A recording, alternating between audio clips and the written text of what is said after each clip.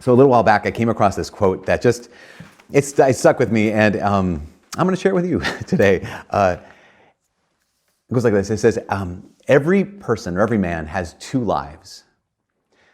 The second one begins when he realizes he only has one.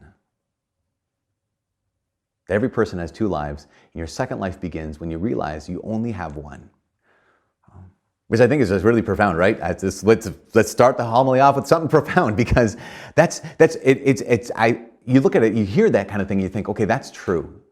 That recognition that I only have this one life, what am I going to do with it is a massive question. But then we have the second question, right? The second question is, what am I going to do with it? Like, yes, that is absolutely true. I have one life. I have one place I can maybe pour my whole self out.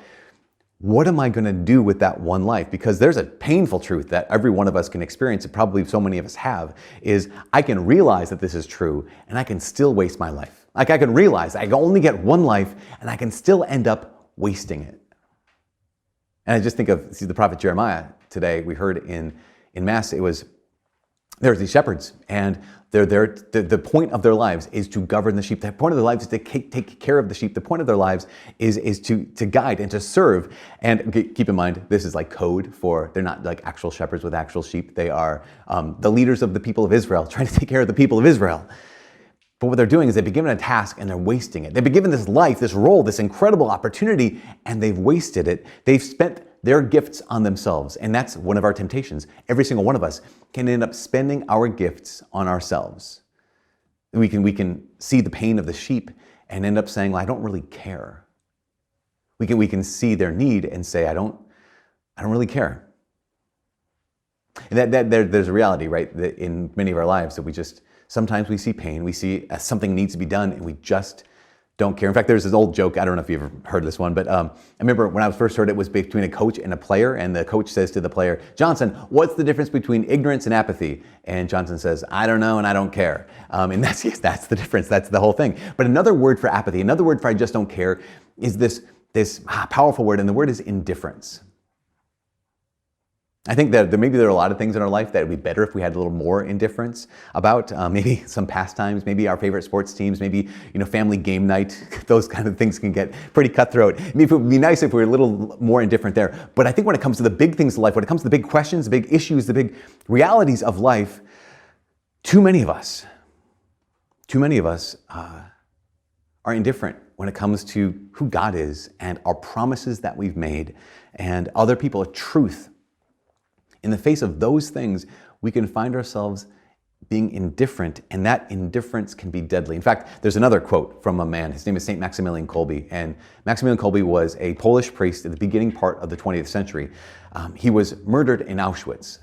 But at one point, he looked at his world, he looked at the culture in which he was living, and he said, indifference is the poison of our age. Indifference is the poison of our age. You think he was looking at a lot of stuff, right? He was looking at a world in catastrophe. He was looking at the European world just eating itself and all this war going on throughout the entire world. And he said, indifference is the poison of our age. He asked the question like, well, okay, why would he say that? Because he's a pretty smart guy. He was a very accomplished human being. He was incredibly intelligent. He knew a lot. And he would also know that people are people, like all across the world and all throughout time, people are still just people. So why is indifference the poison of our age? Because in most ways, every age is kind of the same, right? So there's indifference that you can find anywhere. He said this, I think, because he realized that to be apathetic in the face of the biggest things in life, like God and others and tragedy and suffering, to be indifferent there, it denotes something unique. It could come from selfishness, right? How many times have you and I not done something to help someone because we're too selfish? It could come from entitlement, because that is something we also are afflicted with, an entitlement. But I don't think so. I think that there's something unique in our age that makes it unique. And that thing is not necessarily we're more selfish or more entitled. I think we're more overloaded. What I mean by that is we have so much information at the click of a mouse, right? We have so many problems that we can see just by checking out the newspaper, not just locally, but globally. There's so much going on. There's so much pain, so much evil, and so much suffering in the world. And the result is our circle of interest has vastly outstripped our circle of influence. Like the things that we're interested in, things we care about, things that get our attention is massive compared to our circle of influence, things we can actually do. And you think about for previous ages, if there was a problem, it was most likely a local problem, right? If there was someone in need, it was probably your neighbor, or it was your sister, or it was your parish. And yes, it was still possible to ignore those people. I can still ignore family if I want to.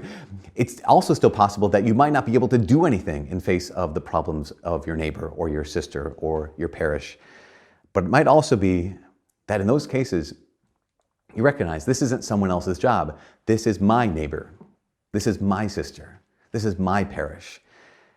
And I wonder if back then, back in the day, if there's anything that was different, what might have been different is it's possible that one's circle of influence was more naturally kind of in line with their circle of interest.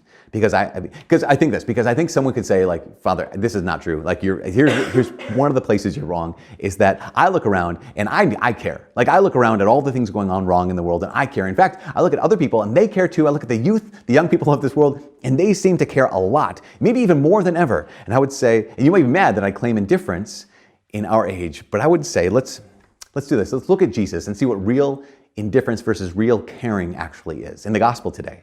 Here's Jesus, right? They sent out the apostles and they've been preaching, they've been exorcising demons, they're exhausted. Jesus says, let's go away for a while. The crowd follows them and Jesus sees them. And here's the thing.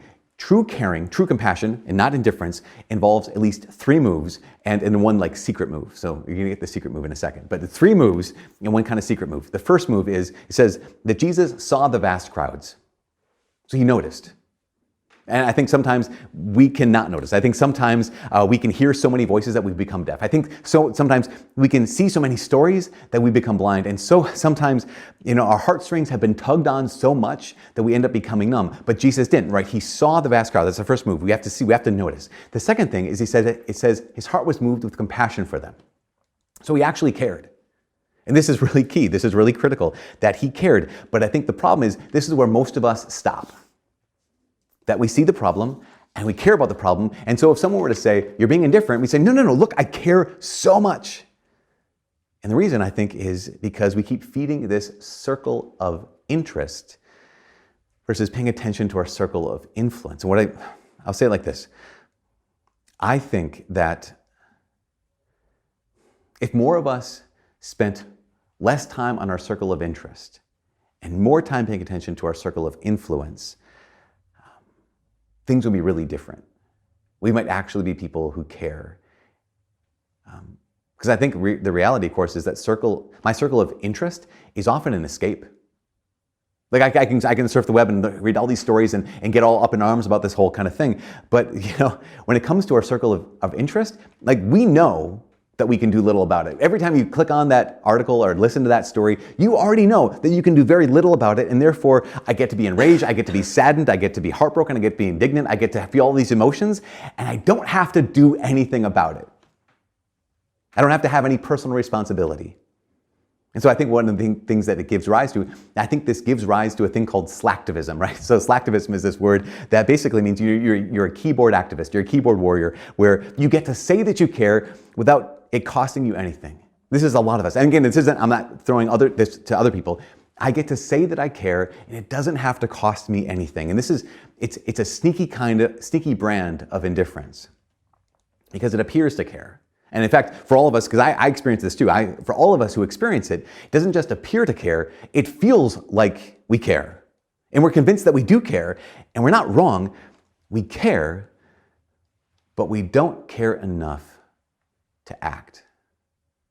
And this is the problem with just those first 2 movements. And the problem with real indifference is I notice it, it moves my heart, and I care, but then I don't do anything.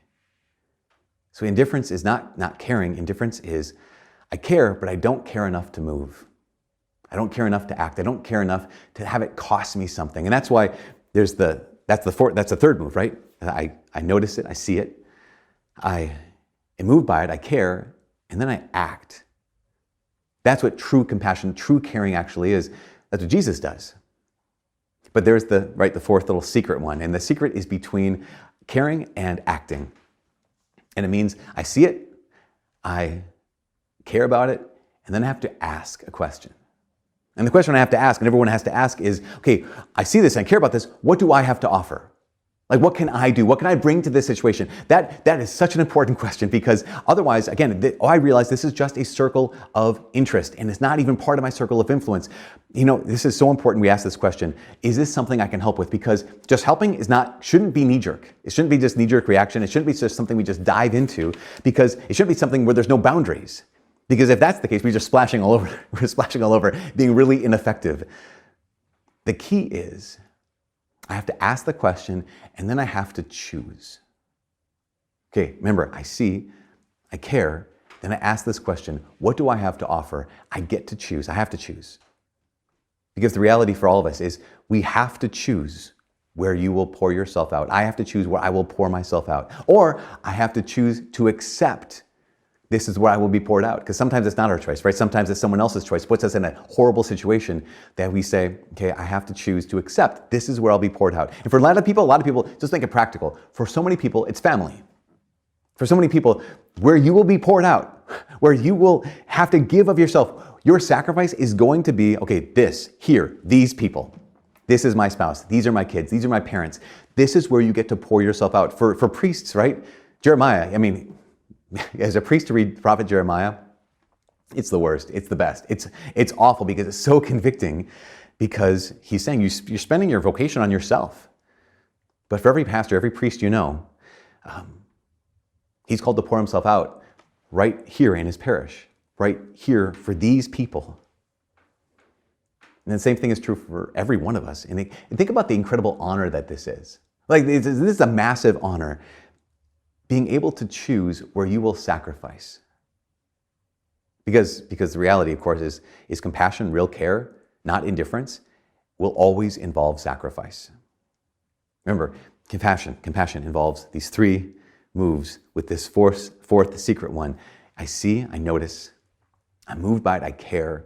I ask the question, but then I have to act. And then I have to care enough to move. Not just care, but care enough to move. So what do I do? I think there's at least two things in all this. Today, I need to make my circle smaller.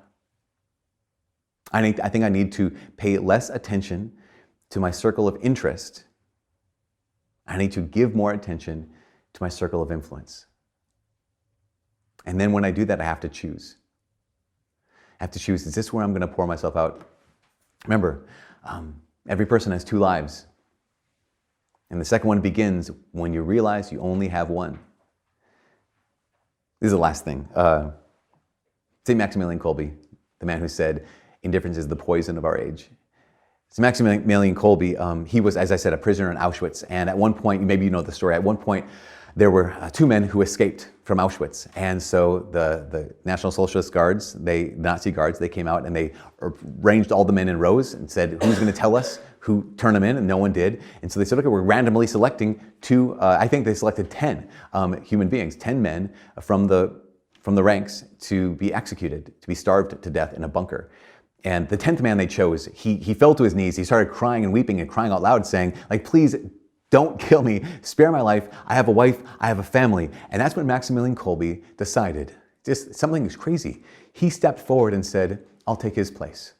Now, here's the crazy part. I remember hearing that story when I was a kid and thinking, like, that's amazing. That's awesome. Of course he would. Because even the Nazi guard said, why would you do this? Who are you? And he says, because I'm a priest. That's why. And just like, I remember thinking, obviously, but here's the thing. When you read more about Maximilian Kolbe's life, you realize this man, as I said before, he is incredibly intelligent. He was incredibly accomplished. He was an evangelizer that in Europe that was unparalleled at the time. He had done so much to advance the gospel that he was unstoppable. He had so much more to give. He had so much more life to live. He had so much more to offer to the church. You can just imagine him saying, wow, horrible. This is terrible news, but it's not my issue. I imagine he could see it and feel horribly for this man. And then say, yeah, but I'm going to stay alive because that's my job. I need to stay alive to be able to do more. But this is where he chose to pour himself out. And that part just blows my mind. To say right here, this person. And I see it so often. I see it with husbands saying that about their wives and their kids. I see that with wives who say that about their husbands and their kids. I see that with adult children who say that about their parents. Like, no, I know they need me now, so I'm going to pour myself. This is where I'm going to pour myself out. You get to choose your sacrifice. You get to choose where you're going to pour yourself out. That is an escape from indifference. And it always involves sacrifice. We have to choose. Like Maximilian Kolbe chose to choose. To say, here, this man, this place, this is where I get poured out. I am not indifferent. This is my sacrifice.